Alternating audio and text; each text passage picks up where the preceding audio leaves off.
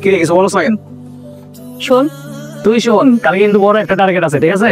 খুব সাবধানে হ্যান্ডেল করতে হবে। কি হয়েছে, কিছু বল। কিছু না, বাদ দে।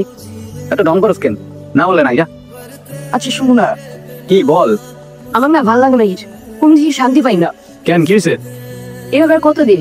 এরকম জীবন এভাবে মানুষ বাঁচে? তোর কি আমাদের মানুষ মনে হয়? তোর আমার বলাই ভুলিস। তোর একটা কথা বলি, বল তো যা ইচ্ছা।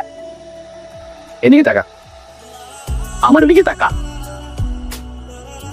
এই চোখে কি দেখতে পাস? একটা আরামই দেখতে পাস না?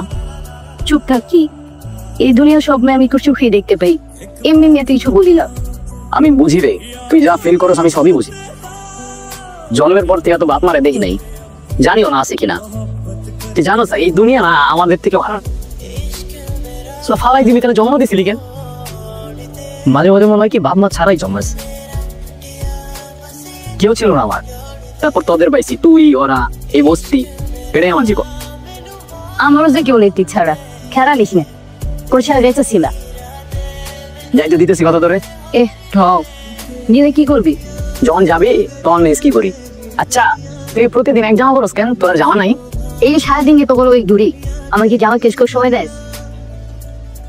আমার দিন তো শুরু করস না। কি বলবি? ওই ছেলেটার মা অসুস্থ, আমি যদি টাকাগুলো নিয়ে না যেতাম ওর মা মারা যেত। ওর মা আর বাঁচত না। আমার তো বাপ মা নাই, আমি চাই না এই দুনিয়ায় আর কেউ বাপ মা হারায়। বাপ মা ছাড়াই দুনিয়ায় থাকাটা যে কতটা কষ্টের, নিজের যে কতটা একা লাগে তোর আমি বুঝাইতে পারবো না। কে বলছে তুই একলা? আমি আছি না, আমরা আছি না।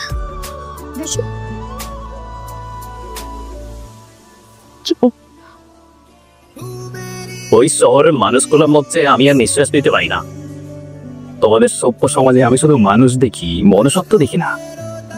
আড়ালে থেকে থাকার সভ্যতা আমার দরকার নাই। শোন ভাই, আমার রূপটা ছাই, আর সেই ছাই ঢাকার শহরের তলানি। ব্রাদার, আমি সেই হারামি।